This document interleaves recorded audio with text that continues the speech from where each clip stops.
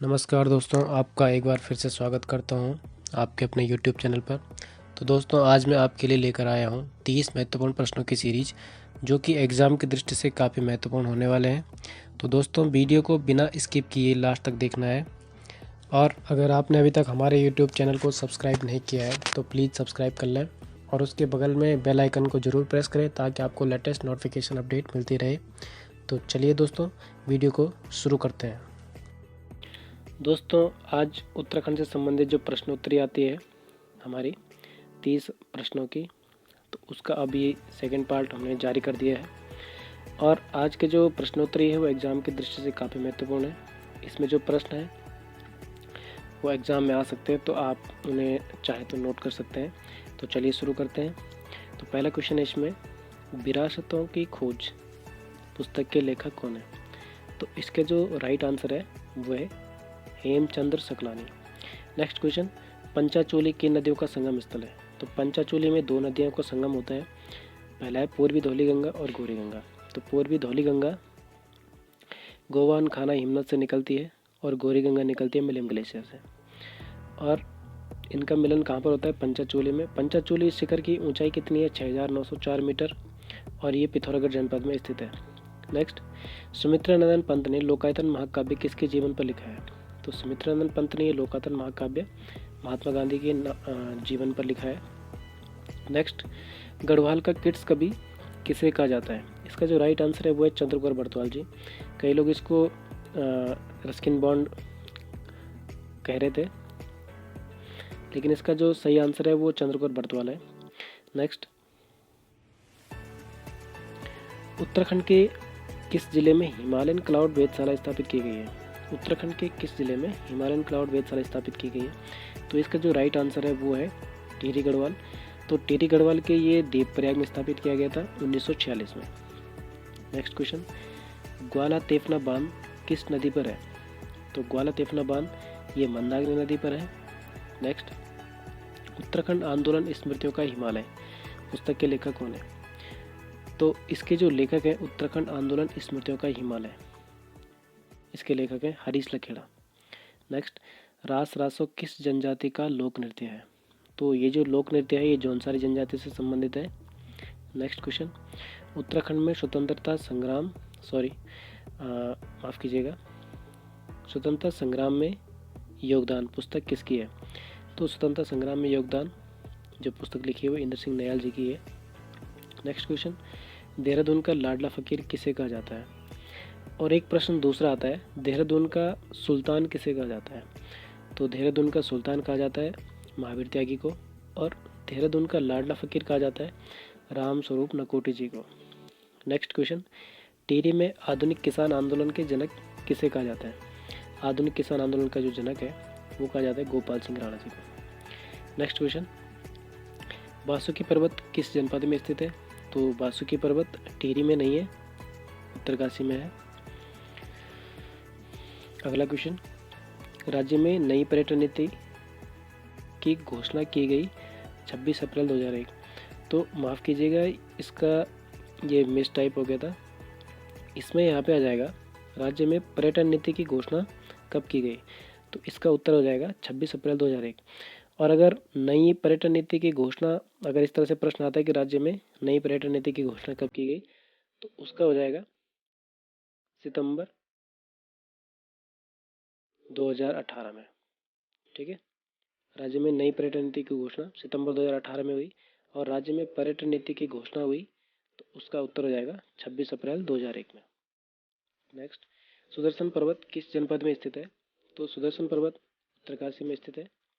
अगला है ब्लेसमिंग गढ़वाल पुस्तक, माफ़ कीजिएगा, ब्लेसमिंग गढ़वाल हिमालय पुस्तक के लेखक कौन है? तो ब्लेसमिंग गढ़वाल हिमालय के लेखक हैं आदित्य नारायण।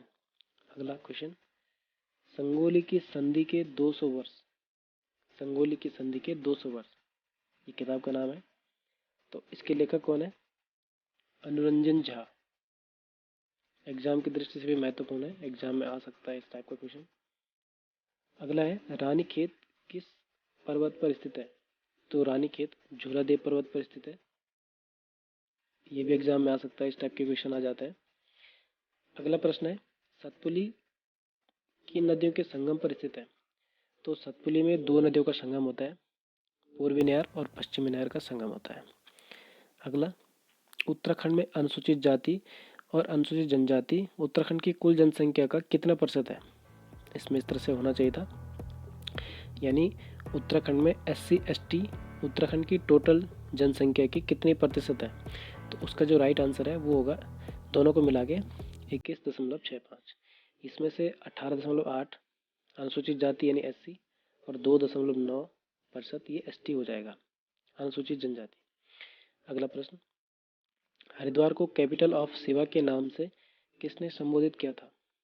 कैपिटल ऑफ शिवा, शिवा की राजधानी यानी भगवान शिव की राजधानी किसने कहा था? तो इसका जो सही उत्तर है वो है टॉम कॉरियट। अगला क्वेश्चन, स्नोबॉल ऑफ गढ़वाल किसकी प्रसिद्ध रचना है? स्नोबॉल ऑफ गढ़वाल ये है नरेंद्र सिंह भंडारी। बाजूधार बुग्याल किस जनपद में स्थित है? तो इसका राइट आंसर है उत्तरकाशी। भोटिया जनजाति में खगचसी किसे कहा जाता था? तो खगचसी क्या है? ये एक परिधान है। खगचसी कहते हैं ऊनी पैजामा को, ठीक है ना। भोटिया जनजाति में। रुद्रपुर किस नदी के तट पर स्थित है? तो रुद्रपुर जो है ये कल्याणी नदी के तट पर है और ये है उधम सिंह नगर में। अगला, महाभारत में त्रिपतगा किस नदी को कहा गया है? तो महाभारत में त्रिपतगा कहा गया है अलकनंदा को। अलकनंदा का दूसरा नाम विष्णुगंगा भी है। नेक्स्ट, भोटिया जनजाति में प्रचलित यर क्या है? तो यर कहते हैं चांदी के सिक्के को, ठीक है। और जब चांदी के सिक्कों की माला बनाई जाती है तो उसे कहा जाता है हमेल। तो चांदी का सिक्का यर और चांदी के सिक्कों की माला हमेल। ये क्वेश्चन भी एक बार ग्रुप सी में आया था, कनिष्ठ सहायक में, हमेल वाला। तो ये भोटिया जनजाति से संबंधित है, चांदी के सिक्कों की माला, ये आभूषण है इनका। अगला है, कार्तिकेय गुफा राज्य में कहाँ स्थित है?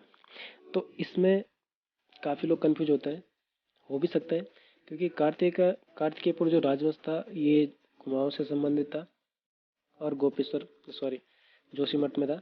शुरुआत में कार्तिकेयपुर राजवंश जोशीमठ में इसकी राजधानी रही शुरुआती के 300 वर्ष। उसके बाद इनकी राजधानी बागेश्वर के बैजनाथ में चली गई थी। लेकिन जो कार्तिकेय गुफा है ये लाखामंडल देहरादून में है। कार्तिकेय भगवान शिव के प्रथम पुत्र भी हैं। नेक्स्ट, श्रीनगर में स्थित केशवराय मठ किस शैली में निर्मित है? तो ये जो शैली है ये उत्तराखंड शैली में निर्मित किया गया है और इसका जो निर्माण करवाया था वो महिपति शाह ने 1625 में करवाया था। अगला क्वेश्चन, स्वामी राम का पूरा नाम क्या था? तो इनका पूरा नाम बृजकिशोर धस्माना। नेक्स्ट क्वेश्चन है इसमें, हिमालय को अनेक रत्न प्रभाव किसने कहा था? तो इसका सही उत्तर हो जाएगा कालिदास ने, अपनी पुस्तक में कहा था इसने। पूसा का सूर्य मंदिर किस जनपद में स्थित है? तो इसका जो सही आंसर है ये उत्तरकाशी है। अगला एक है, अक्षांश दर्पण पुस्तक किसकी है? तो ये भी एग्जाम की दृष्टि से काफ़ी महत्वपूर्ण लगता है मुझे। इसका जो राइट आंसर है वो है पंडित नैन सिंह रावत, अक्षांश दर्पण। नेक्स्ट, बच्चूलाल गढ़वाली के नेतृत्व में ऊटी बैंक लूट घटना कब हुई? तो ये जो ऊटी बैंक है ये तमिलनाडु में स्थित है। इसमें जो लूट हुई थी 28 अप्रैल 1933 आंदोलन के दौरान हुई थी। इस पर मैं कभी अलग से वीडियो बनाऊंगा।